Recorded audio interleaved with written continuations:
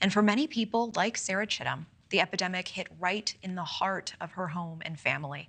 Her 21-year-old son, Seth Chittum, died from fentanyl.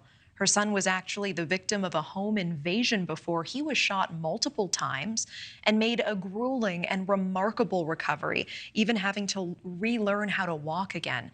But Seth's life cut far too short in 2021 after he was given what he thought was a Xanax pill.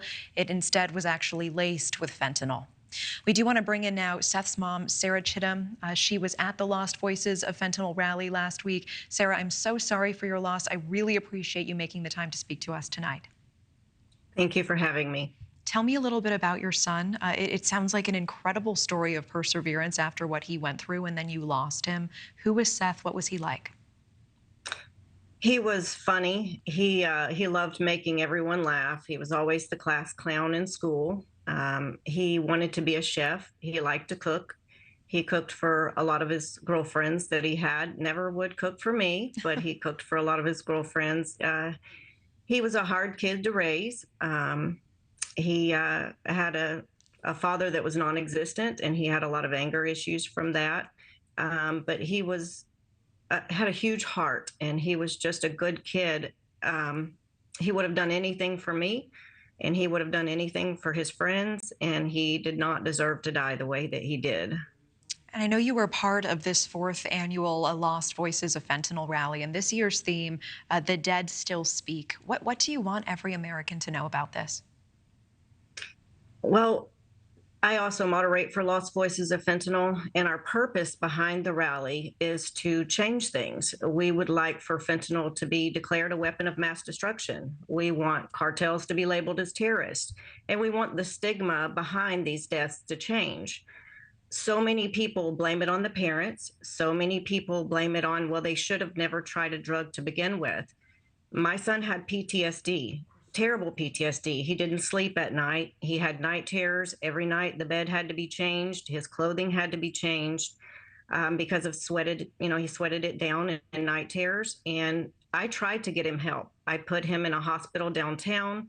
I took him to doctors. No one seemed to care.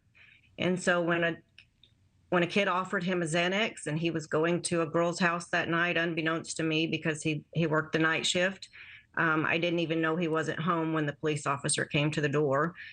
He took a Xanax because, let's face it, he doesn't want to wake up in a girl's bed sweated down, with her. And he probably did want to be out of his misery for just a little while. But that Xanax took his life, and he did sleep and he never woke up from it. And it's not right. And the stigma needs to change. And we need help closing the southern borders. We need help from our government to do a lot of things that has just not happened at all. And let me ask you about that. What would you say to both President Biden and former President Trump, currently the two nominees? What needs to be done going forward? What is your message for both of them tonight? I would love for them to close the southern borders. I would love for them to label this a weapon of mass destruction, because that's what it is. It's the #1 killer of 18 to 45-year-olds. And it's also becoming the #1 killer for the younger kids as well.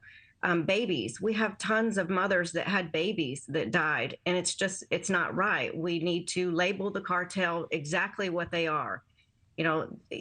They're killing us on our own soil without ever firing a shot. And who is going to be our next military if we don't have any military-aged people to be in it? So we need to do those things. Yeah. We need PSAs. In COVID, we had huge news reports. Everybody knew, wash your hands, social distance, wear a mask within, a few days of COVID. No, there are still so many people that do not know what fentanyl even is. And that's pathetic. We need more of PSAs. We need more of a COVID-like response. I hear you. Sarah Chittum, coming to us from Texas tonight. I really appreciate your advocacy work, and thank you so much again for making the time tonight. Thank you for having me. I really appreciate it. Thank you for watching. Go to newsnationnow.com to find News Nation on your television provider. And don't forget to click the red subscribe button below to get more of News Nation's fact-driven, unbiased coverage.